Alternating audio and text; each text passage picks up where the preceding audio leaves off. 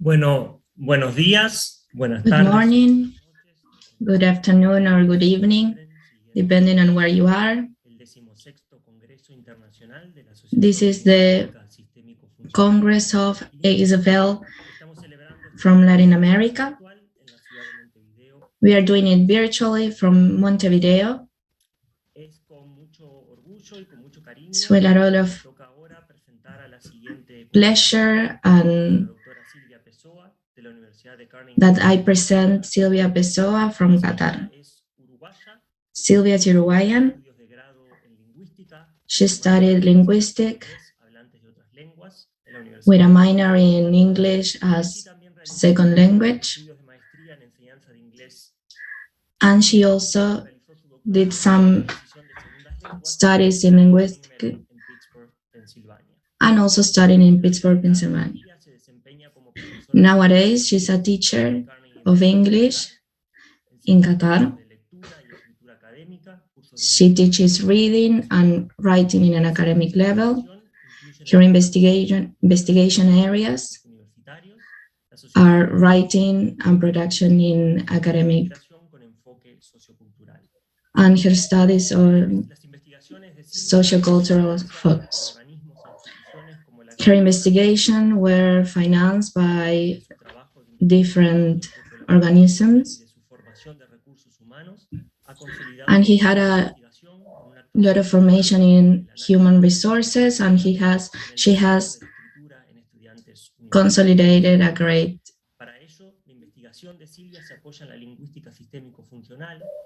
Her investigation is supported by functional linguistics and identity development and the usage of language. Her investigation also incorporates language and migration, where she studies different contexts and different problematics, cultural, for example, Uruguayans in the United States and immigrants in Qatar. Her investigations have been published in different magazines, for example, Journal, Spanish and Context, and more. Also, she has published many different chapters in books. She's also an editor in a magazine. She also created a program in Qatar that you can look for and search in internet. Her thesis, Uruguayos sin Elizabeth, maltrato etnográfico de inmigrantes adolescentes indocumentados, was published in 2010. As you can notice, she has a lot of activity as investigator, as forming investigators, and also as a university teacher. In this opportunity, Silvia Pessoa is going to talk about using SFL to scaffold analytic argumentative writing in higher education through interdisciplinary collaborations. I remember that if you're following us live, that you can post your questions and comment them in the chat in YouTube. Then we are going to have a moment to interact and answer these questions or comments and doubts you have. I invite you to listen to her, that I'm sure we all are going to enjoy a lot. Thank you, Silvia, for being here. Thank you, Germán, for this presentation. This is a genre beautiful and complex at the same time, because we have to say where the person comes from and also what they did. And it was beautiful listening to you and thinking about my trajectory from Uruguay to here. Thank you, Mariana Chugar and Laura Flores, for inviting me. and for inviting me to be here in this plenary that is really meaningful for me. Congratulations for this great conference. In this moment, I'm going to share my screen so you can follow my presentation. As Germán said, I'm here to talk about my work in Qatar. I'm a teacher of English and I teach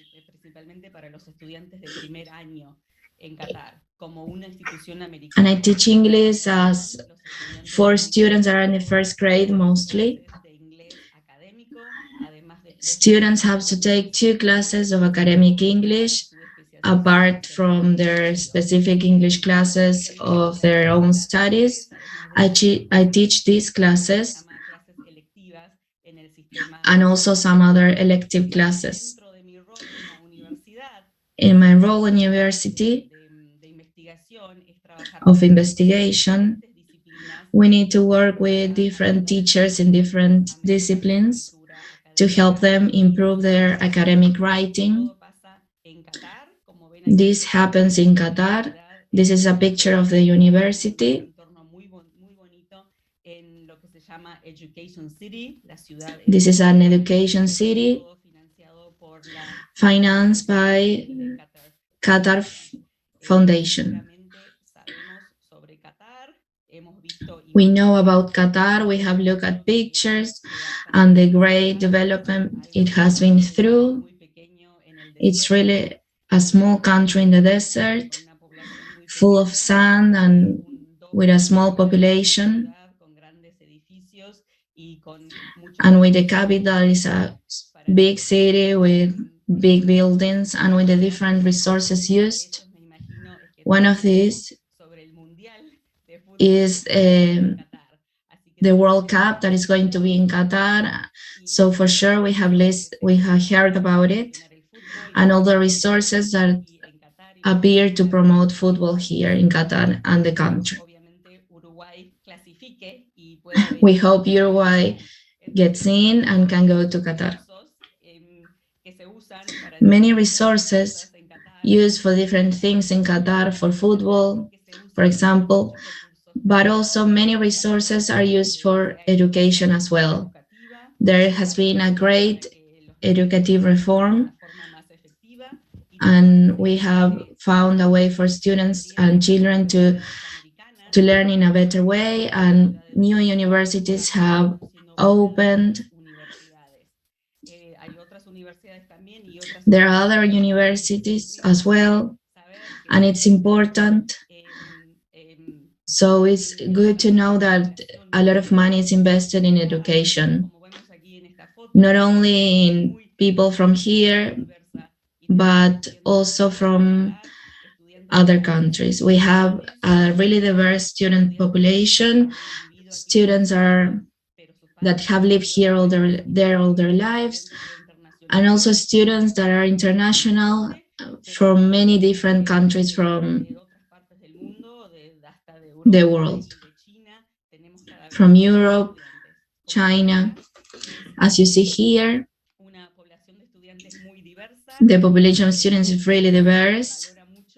We value a lot their linguistic capacity and ability, and they are multilingual, and they use English as an additional language, and they haven't had a lot of academic experiences in English, and when they get to university, they need support on this.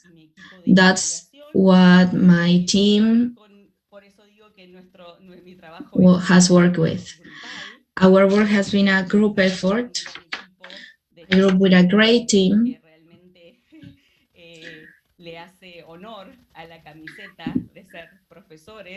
They make me proud of being a teacher, a group of teachers of English and many other disciplines like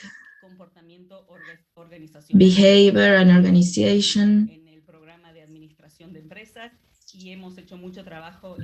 We worked a lot with history as well. All of it with a systemic functional focus.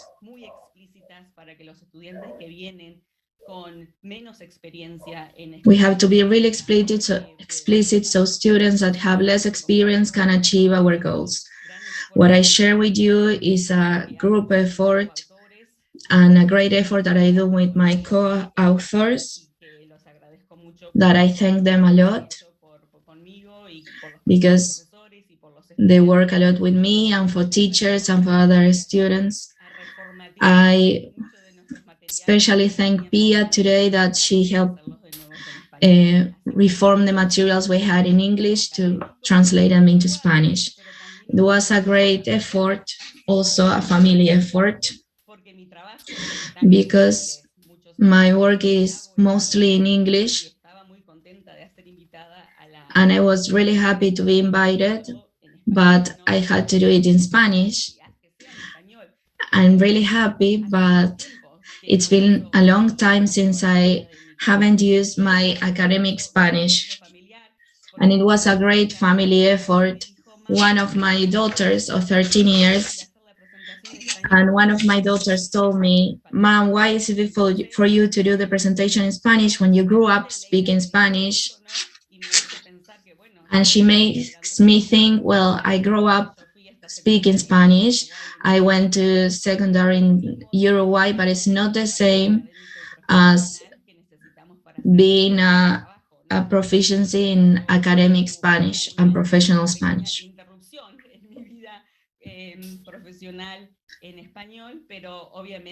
But I always value everything that I know and all the strategies that I have, and how can I use these strategies in different languages. My daughter made me think about my students here in Qatar, that obviously they talk in English and have a fluid usage of it, and they sound very American and very British, or that they are using a native English. But one thing is how they sound, and the other is how they write. And not only they speak in an academical way, they have to also write in their own discipline.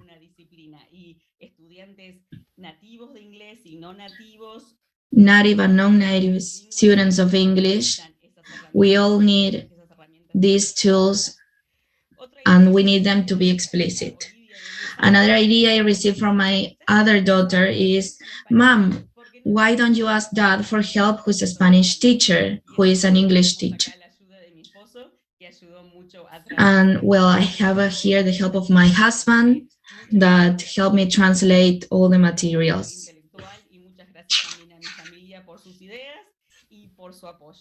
Thank you very much, my family and my team, for helping me a lot. Another thing I want to say is that all the translations were done from English materials that I used to work. And I cannot say that these tools I use them in Spanish context, but I'm sure these tools will help with. This might not be relevant specifically for Spanish, but it does for what we are talking here and for other genre that use these analysis elements. So today, I'm working with a lot of genre, and I want to make writing more explicit. And we are working with different teachers to help students write a case analysis. And it requires an analysis of an organization or a business. And also the student has to give recommendations. The analysis is used to identify practices, strength, weakness, and problems, many times using theory frameworks. This is what students learn in their classes.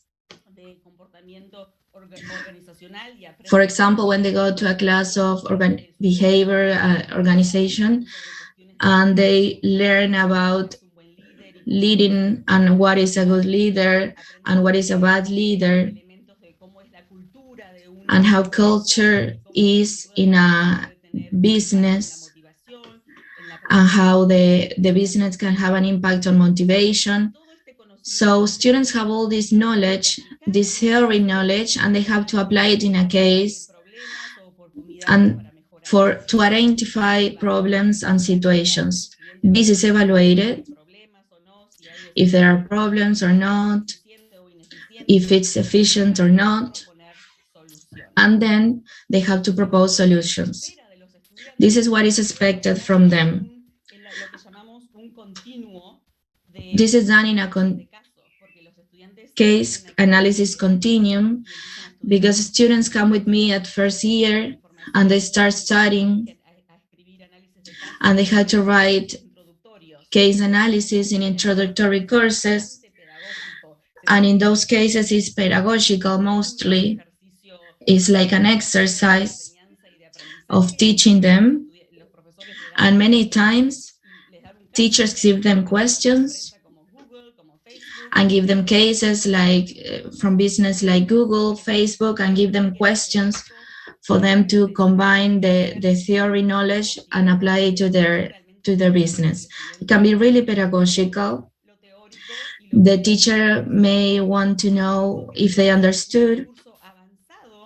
In an advanced course, students have a real case, a company, a client that asks for the help and tells them they have a problem and want a solution. And the students have to analyze the problem and look for the best solution, generally using different tools and strategies. Entonces es algo, el análisis de caso va como en un continuo, desde algo que puede ser muy pedagógico a algo que puede... The case analysis is done in a continuum, from something that is really pedagogical to something that is really professional. There are some things that I won't talk today about because we don't have enough time, but sometimes the student has to be a student, but sometimes it has to be a professional.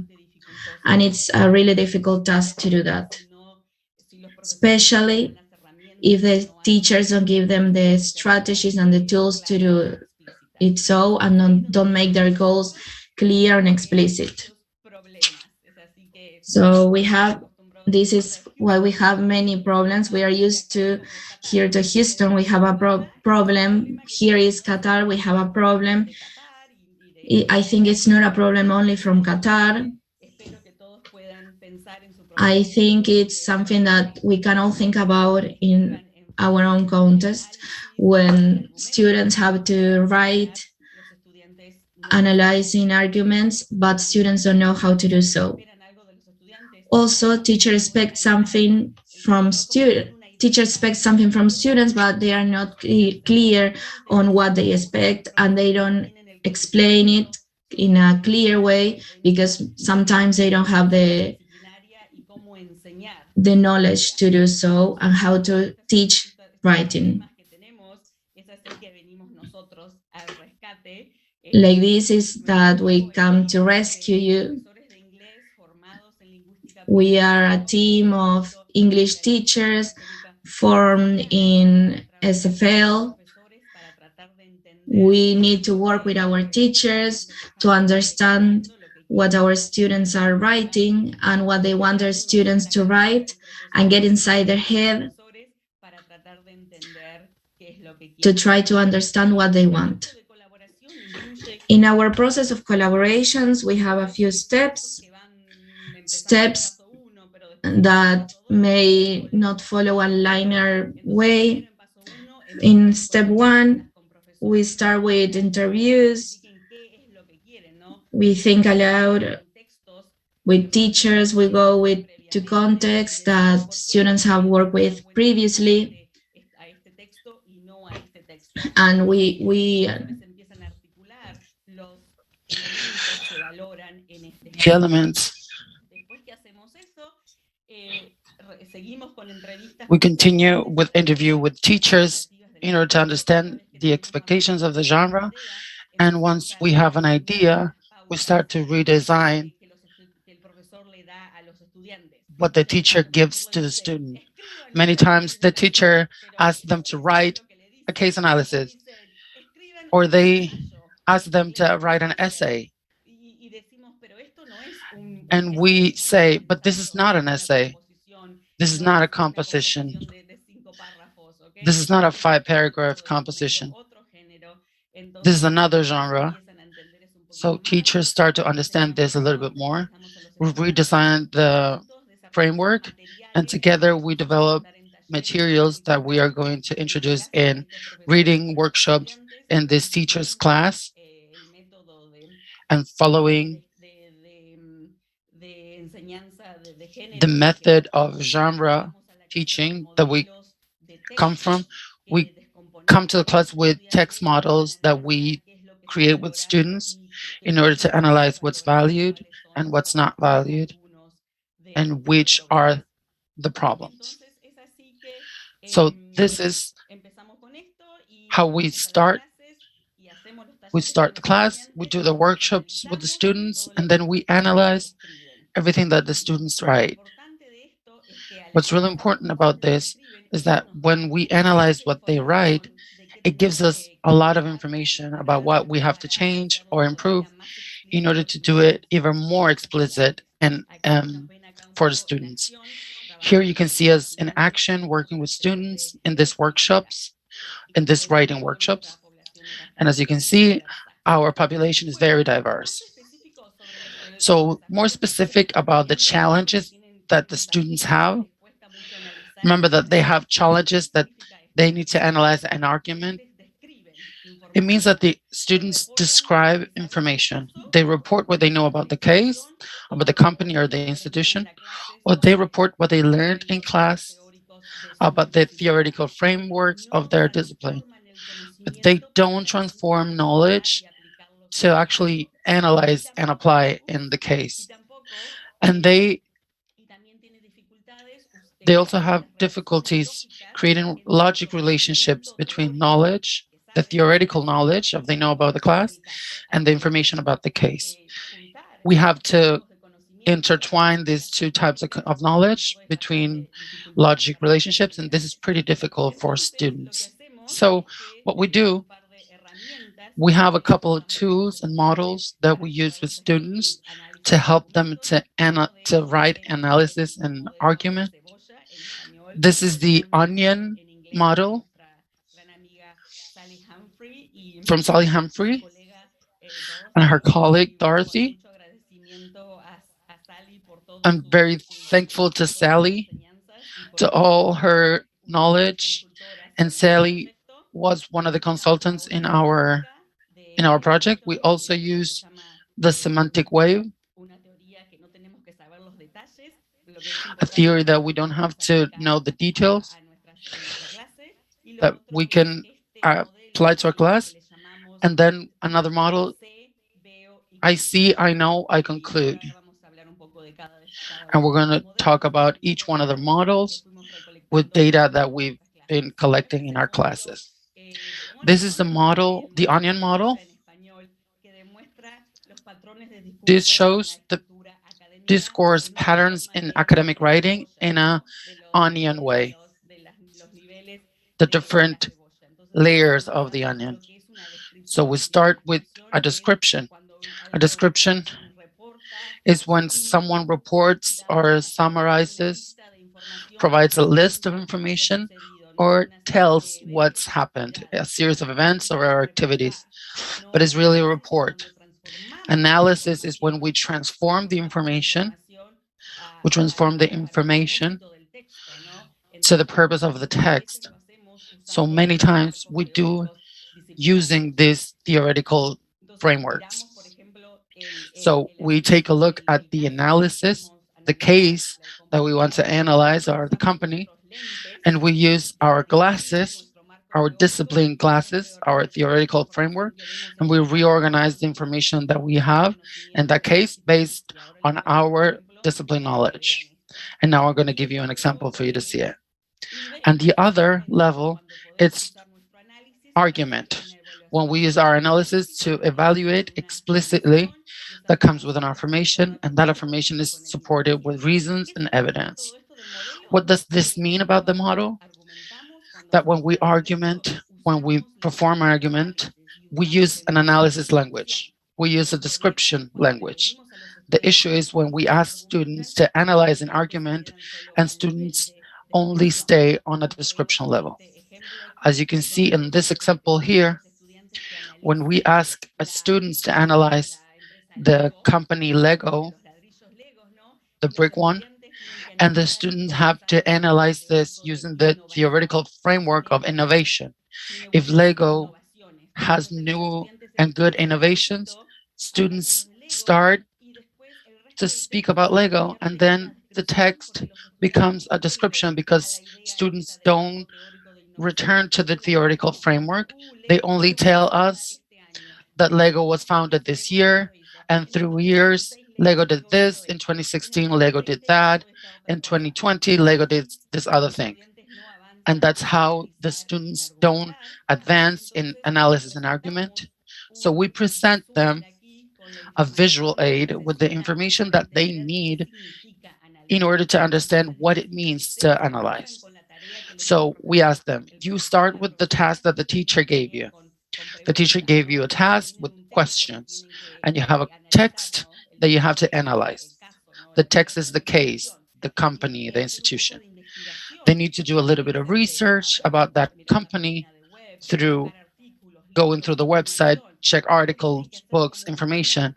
After that, they need to brainstorm about everything they know about that institution or that company. What's the mission, the product, the process, profit, their leadership, administration, everything that is known. And after that is the application of the theoretical framework. Okay, they need to think, what's the theory that my teacher wants to apply to analyze this case? And we have here, it could be the information that they received from the teacher in the class, and after that, the information they got from the book, the text, and the book becomes concept 1, 2, 3, and 4. We have many concepts about this discipline that I need to apply to this case. Then I need to check what information about the case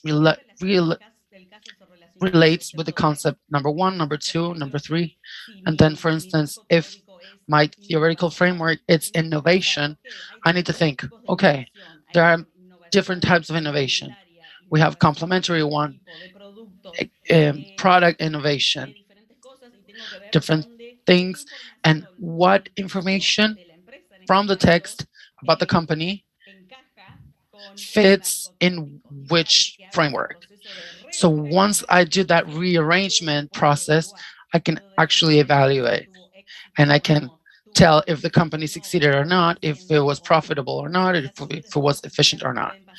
That's how the student go from something that's very descriptive to something that is more analytic. So they can say, yeah, Lego was successful in their innovation, specifically in their complementary innovation and gradual innovation. These are concepts that come from my framework. I'm not going to tell you about my story with Lego and how I like to play with it. I go beyond the description to group the information. Like this that Lego did is complementary information. This is gradual innovation, and it's not any other type of innovation. And after, what I can do, since I have to argue if Lego was successful or not, if there's any issue or not with innovation, I need to do an evaluation. So its use, their complementary innovation was successful. And that's how I know in that section, I'm going to speak about complementary innovation. I'm going to show that I have information about Lego that shows that they did in complementary innovation, and I have evidence that it was successful. But we start from an evaluation, very concrete one, from the beginning. Our students, in order to get this, it's pretty difficult if we don't make it very explicit. If we make it explicit, they can make it, and they do it with a lot of effort and with a lot of comments, and our work with the students once they write their first draft. This is one of the models that we use with the students. Again, in order to move them from description of the case or telling about what they learn in class and actually group the information and analyze and argue. This helps students to create a skeleton, a sort of skeleton of what they are going to write. That it could be 3 paragraphs, 5 paragraphs, or 10 paragraphs, but they need a type of model in order to help them to know that they are arguing and analyzing. But within each section or each paragraph, we need to demonstrate that we are being analytic and we're being argumentative. And that's when there are 2 models that we use complementary, the semantic wave and the I see, I know, I conclude. In the semantic wave, we start from the idea of that in one paragraph, we start with something that is very abstract and technical.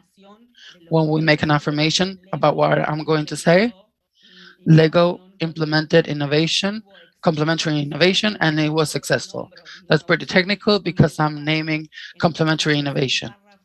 So I start my paragraph like this in an abstract and technical way, and within the paragraph, I offer more concrete information about the case. And after that, I finish the paragraph or that section, returning to the abstract knowledge, in this case, the knowledge about the organization discipline knowledge. Now we're going to see examples of all this. And the other models that we use, the I see, I know, I conclude model,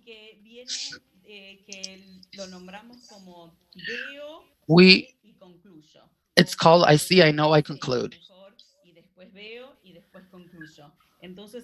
So we start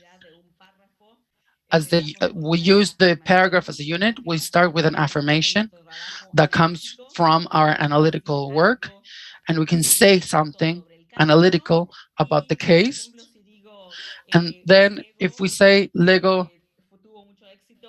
was very successful in the complementary innovation application. After that, what comes next is what I know about complementary innovation.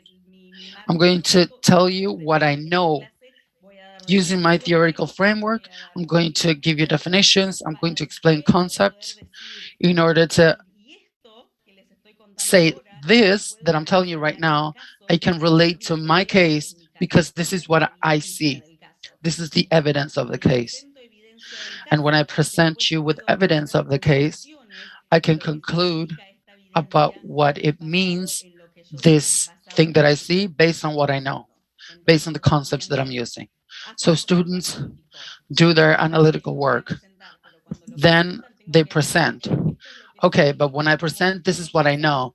This is how I define things. I can apply this to the Lego case because this is evidence that I see in the case, and therefore I can conclude this. These conclusions are developing new knowledge. I'm not just telling you what I learned in the class about motivation or leadership. I'm not just telling you the story about Lego, but I'm actually connecting the 2 types of information through logical relationships in order to build conclusions. This logical relationships will give students tools.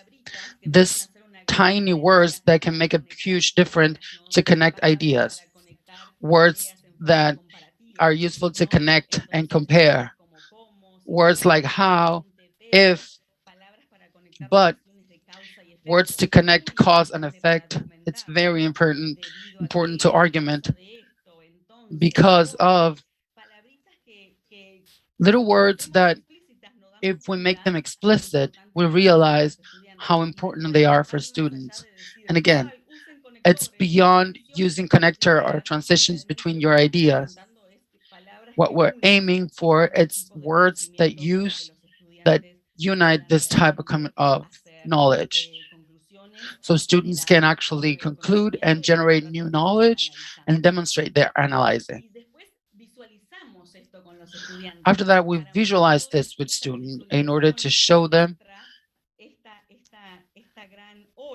this big wave here that is not the semantic wave, but it's the wave that we see how the student moves in their paragraph or in their study unit. It moves between theoretical knowledge about the theoretical framework, the disciplinary theoretical framework, to things that I see in the case in order to conclude, in order to perform conclusion. So usually we start with an affirmation. This is about the leadership style of this company. They have issues. I'm going to let you know what I know about leadership, everything that I learned, not everything, but what's relevant about this. I'm going to demonstrate how this information about leadership it's shown in my case, and that is why I can conclude that in this particular case that we called MU, the M university is something that we make up in our workshop. We can conclude that there's a leadership problem in this institution. And this is my conclusion. From there, we start saying more information, theoretical one, about what, and in order to conclude more and provide more evidence about the case, things that I see in the case, to finish in, again, in another conclusion. But we see here the wave, the knowledge wave from theoretical knowledge, the theoretical framework, what I see in the case, in order to do the conclusions, and the conclusions that we see here, and the relationships, the logical relationships that are established conditionally, cause and effect, that students have to have in order to demonstrate that they really are analyzing. This is a wave, right? Students, I do this with my students in the English class, and my students say that it's a snake. And I go, it's perfect. Whatever it's helpful for you, it's good. And on the contrary, if the students are not doing the mixing of knowledge, we can end up with a knowledge that is linear and pretty lame, where the student, it's only providing information about the theoretical, or the student only tells us about the case. And for us, that we are writers, that we are experienced writers, but this is, we say this is basic, but not for students who are writing this for the first time and you request them to do this type of work, especially when the teacher, it's not letting them know what they have to do. So this type of visualization helps them, and they work with their paragraphs on their own in order to see if the paragraphs are doing what is expected. So we wanted to know if the students are listening in these workshops. So we gathered everything that the students write, and we analyzed it to see if they are actually using the tools in their writing. So we developed a rubric with different categories to see if students are actually starting their paragraph with they're finishing the paragraph with a conclusion, if they are providing us everything they know about the theory and what they see in order to perform conclusions, if they are using the relationships, the logical relationships effectively, and if everything appears in a helpful way for the reader. So we take a look at this. We take a look at 33 texts that our writers performed, and here are the patterns of the resorts. This is a summary of our resorts. Out of the 33 texts that we looked with very detailed, very thoroughly, every unit, everything that they wrote, taking a look at the paragraph and the clauses, their statements, we see that 11 out of the 33 students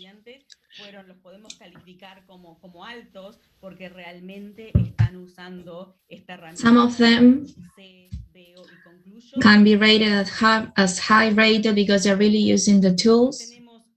Then we have 9 texts that were rated as mid-rated. there is a try to use this wave and of mixing knowledge, but the wave usually goes more to one side than to the other, and sometimes they focus a lot on the theory or describing the case, and only at the beginning when they make their affirmation, or at the end when they finish the paragraph they conclude, but they don't make it in the middle. And then we have the results of those who were low rated, that the wave is a lot to one side and not to the other. But even these texts that were rated as low, at least one of their sections had elements of our model of ISO. In conclusion, is that students that we rated as high is that they took ownership of the scaffolding materials, adapting them in a creative ways. They use them, that there are a lot of elements that we learn looking at them, and they use them on their own. Then the ones who were rated as mid text showed inconsistencies.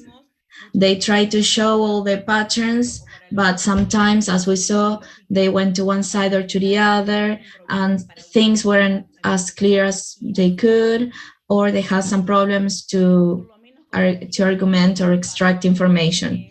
And the ones who had low-rated sections, at least in one of their paragraphs, they show that they could use effectively the elements. This is a paragraph about this company, Whole Foods, that they analyze.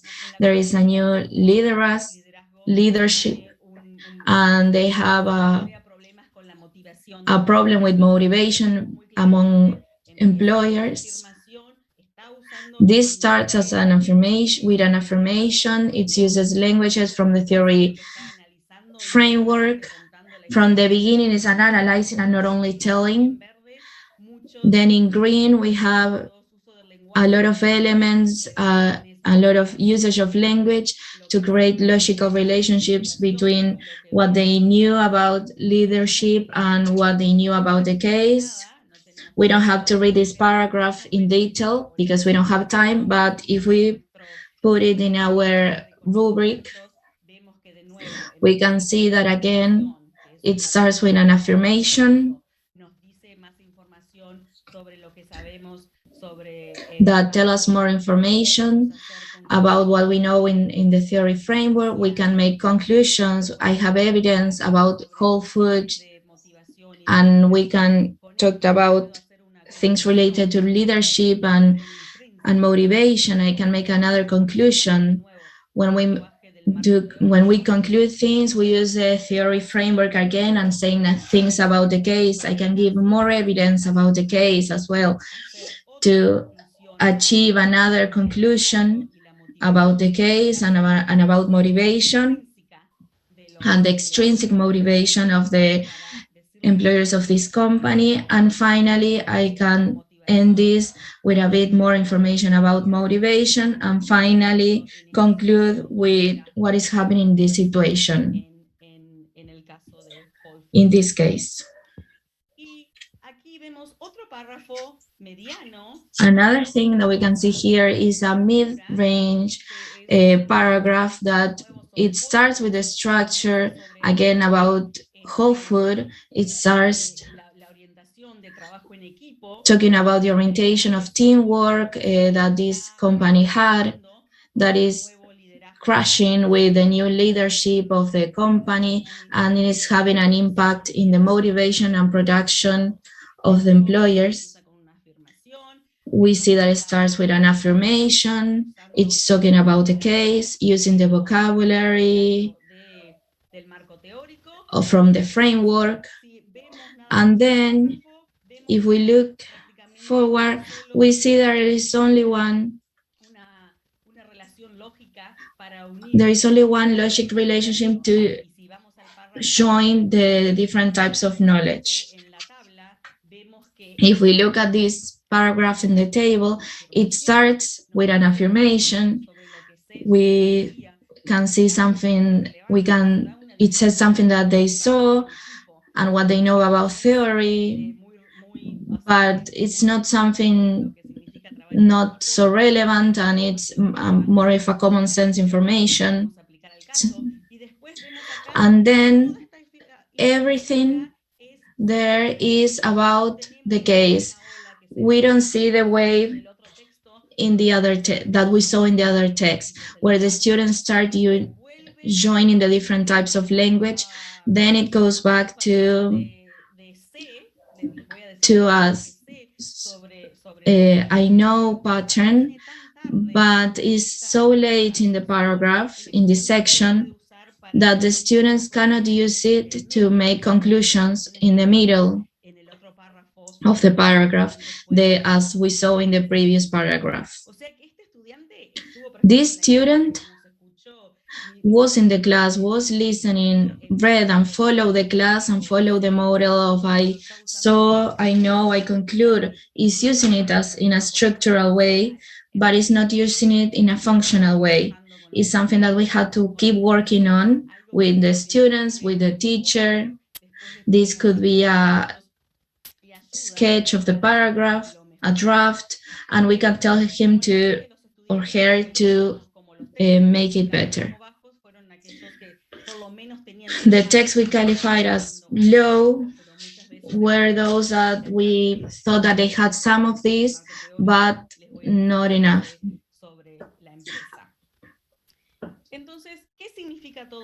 What does it mean for our work? Our ongoing learning of genre helps us to keep on thinking about the difficulties students have and how we can help them. This doesn't happen from one day to the other. We have to spend a lot of time with students, with teachers, reading, working with genre, reading and saying, oh, this is what we are going to evaluate. This is a good example that we can take to the class. It's a process of great learning that we go forward and back, and we are really lucky to have the time to do it. We also see that we can simplify some complex theories,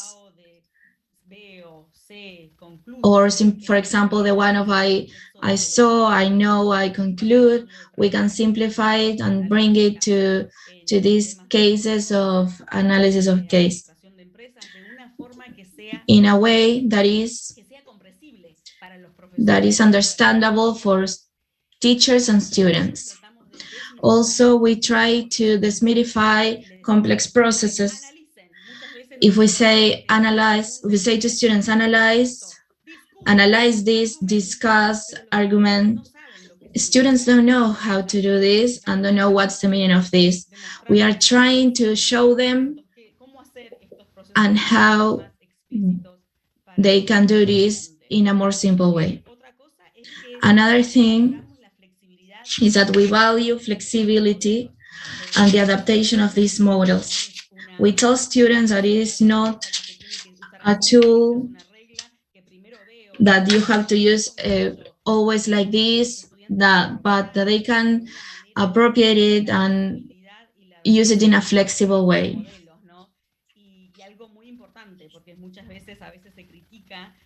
This is really important because sometimes we are criticized because we are teaching from a genre perspective. Things are very structured, and they are really not like that, because we see here that students are really using it in a flexible and adaptable way, something that was really difficult for us to learn. The other thing is that analyzing what students write and produce gives us great information about what to do in our classes and our workshops. We couldn't have arrived to this knowledge without reading and rereading and analyzing what students write. And finally, our ability to apply these models to other disciplines or to other genres is important. We work with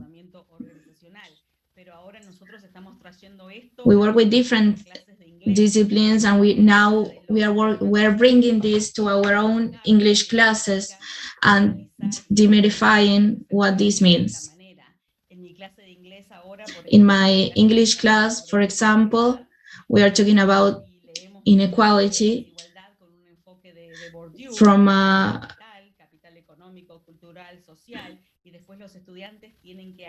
and students have to analyze different cases from this different point of view. They have to analyze something that worries them or that they see and use them from the glasses of Bourdieu and Capital, and not from a perspective of only analyze argument, and we weren't realizing what we really wanted. Using this in other disciplines helped us a lot to rethink how we were teaching. All these materials you have available in our webpage. You can look at them and our public. Thank you so much for your attention today. Thank you, Qatar Foundation, for financing this project and for believing that it's important to develop our students' resources and not only send them to classes to survive, but to equip them with tools that really help them to learn the different strategies to write. And also, I'm really thankful for being part of this team and for sharing this moment with you. Thank you very much, and I'm here to answer your questions and receive your ideas. And I'm going to stop sharing my screen. Thank you so much, Silvia, for your presentation. It has led us to think a lot, not only about theory things, but also in a more wide sense on how our classes and our students, our practices are and what they require. We have people from different countries following us. I suppose that they have reflect on how to put this model in their own context and their own institutional context. In the different university practices as well, it can be used. We have some questions, and I remember you that you can keep on doing questions from in YouTube, so we can interact with Silvia. But we start with the first question.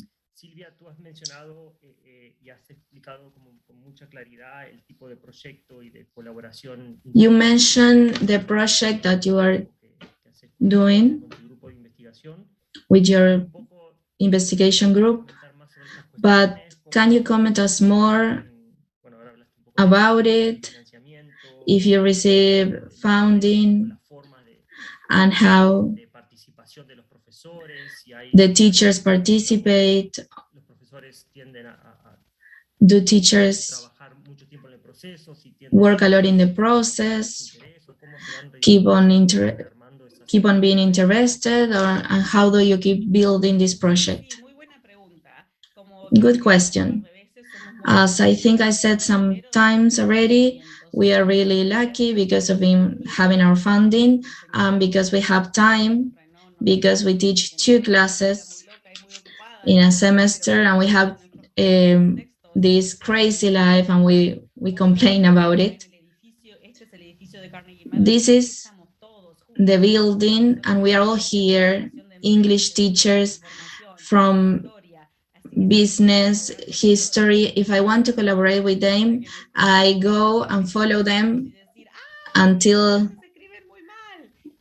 until they come back to us and tell us, our students write so bad. Why didn't you teach it how they should write in your English classes? Another important thing is that we have funding. I thought it was very important to include our students or their teachers, and they are co-investigators with us, and they participate with us. This makes them stay with us from the beginning to the end. We have some that are all the time with us, others that are not so much, some that participate in the project and they then go back to what they did before, and that hurts a bit because we know these projects are not so sustainable in a long term unless we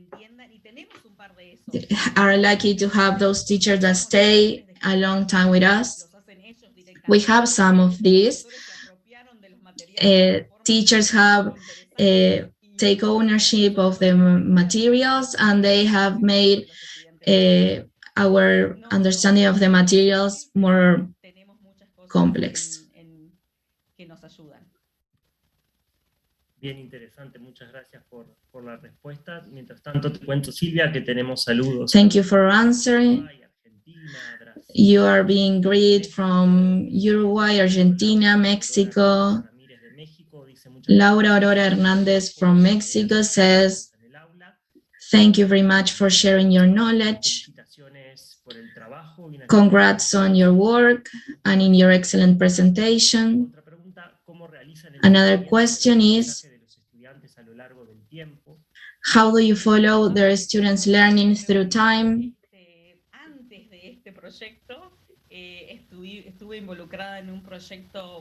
Before this project, I was involved in a bigger project where we follow students in their 4 years of university and collect all the writing through university. We couldn't analyze everything because it was impossible, but from here, we can see all the processes, and collecting everything, we realized that students had to write a lot of arguments in history. We collected everything they wrote. We realized that there were some challenges and what we could do. That project wasn't focused to work with teachers or in developing pedagogies, but everything that we learned from there, we are using it here.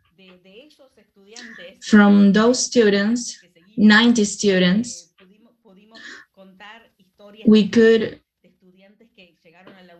follow cases of students who arrived to university with a lot of experience reading and writing, and develop even more their skills. And from other students that came with less experience but worked a lot, and when they graduated, they keep on growing, but at the end of the university maybe still wrote some inconclusive sentences, but they could write in their discipline.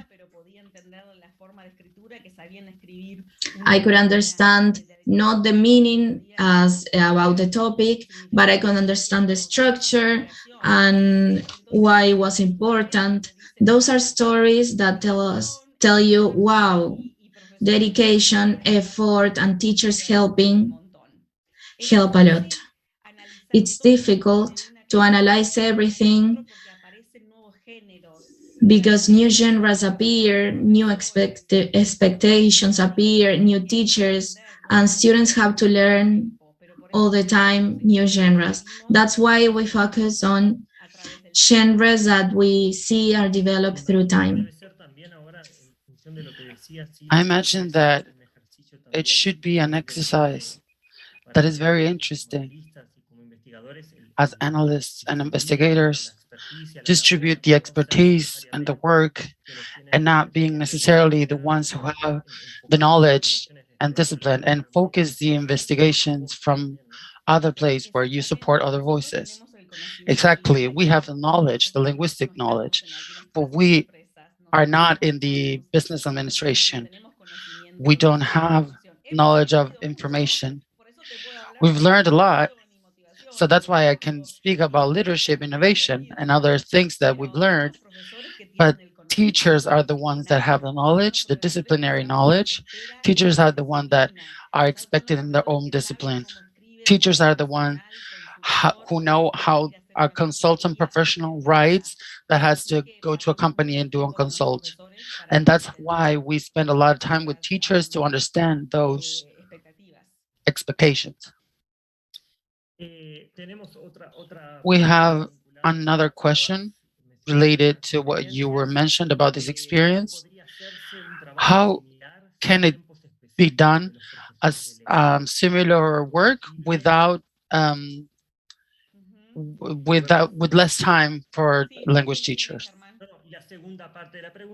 And the second part of the question is if you use meta language with students. That's a great question. Yes, many of the materials that I've shared with you, especially at the beginning, the onion method, the semantic web, the IC, that we use with students. We use it with students, and students take ownership and speak about it, or they rename them. And I believe that the works that we know about Australia and the United States, especially with kids and with teachers, many times we hear stories about the teachers and students, they appropriate it somehow. Like, for instance, my student that said that it wasn't a wave, someone said that it was surfing the waves, and another one told me that it was a snake. So that we see all the time.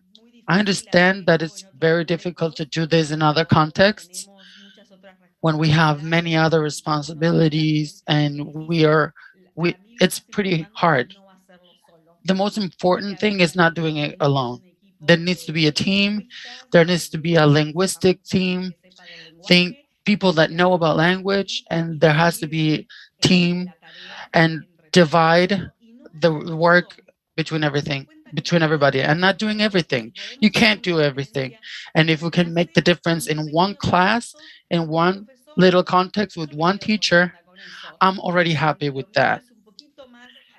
My idea is more on an institutional level. People know that we do this in our university, but we don't do it with everybody. In a moment, I would love to change some things about the university and make this workshops part of the classes, but that's something that takes more time, and maybe sometimes we end up in there. But we need a huge institutional support to do this, and there are people that succeeded, like in Vantage College, in British Columbia University.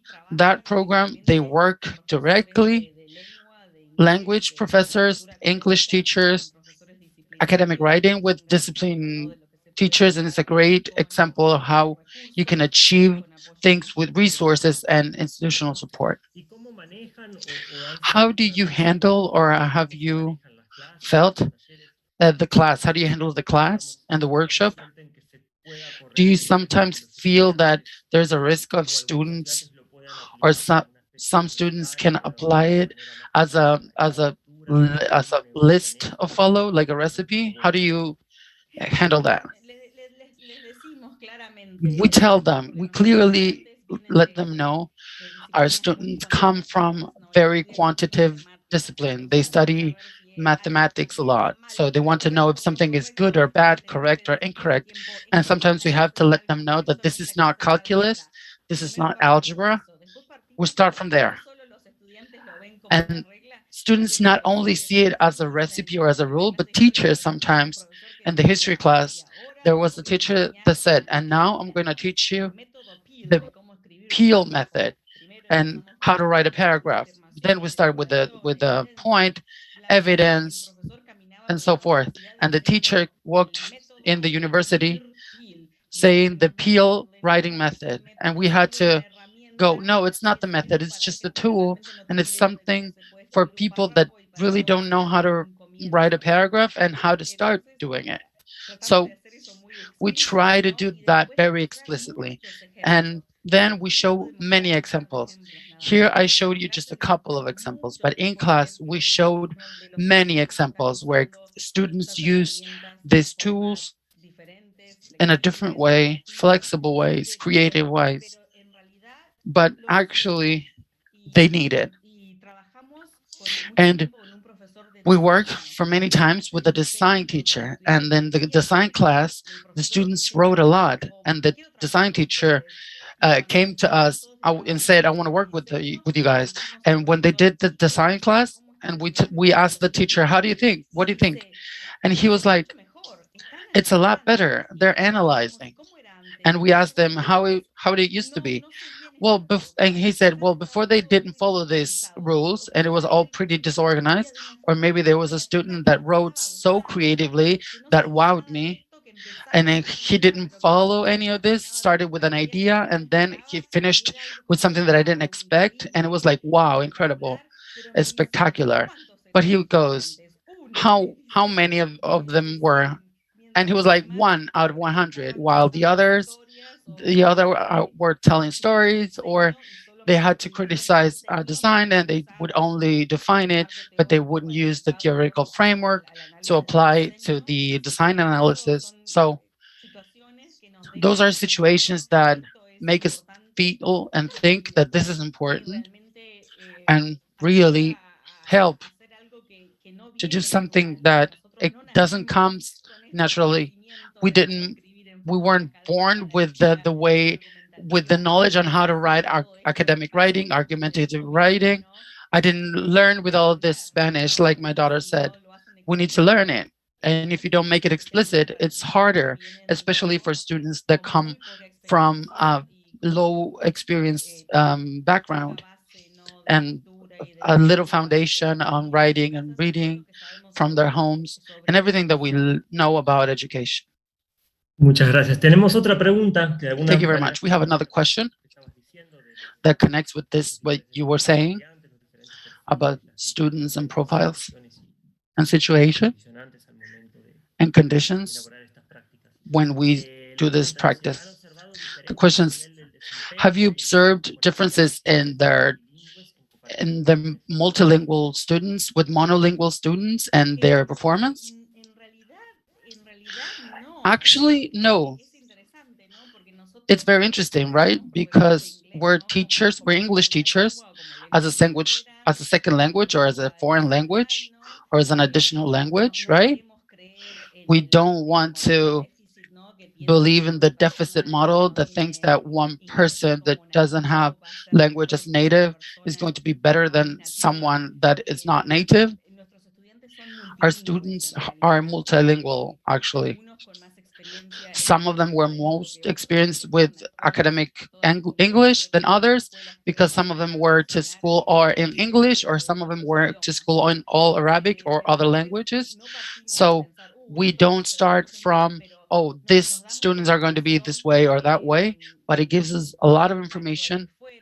The secondary school they've attended, what tools they come from those schools, and what can we do to help them. We also we spend so much time with students, and on those 4 years that we follow them, we have those that come in, and since they speak very well and they use their oral English very well and correctly, and they think that they know it all, but at the time of writing, they don't know, or they ignore us in the workshops and they don't apply this. And then someone that doesn't have many experience does it more effectively because they internalized it more or better. And what we do see is people that come with more experience can advance and do other things more interesting. Like we saw it, those that were qualified as high, they can do those conclusions in the middle of the text and do the way more good, correctly structured. But those that come without the experience sometimes use it on a very structural way and not very functional, like I said. But we don't make that difference because of everything that we know about students and also everything that we can learn about their difficulties in the and what can we learn to bring it to the workshop.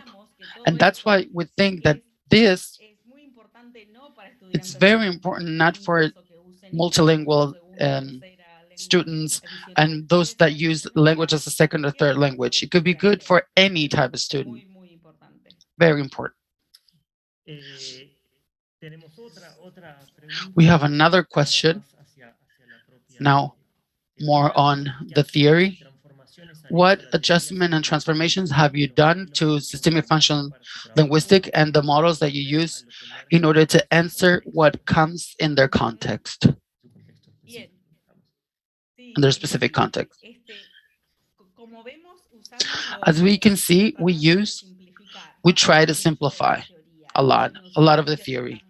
That doesn't mean that we're doing something wrong to the theory, right? But we're bringing it to what we need.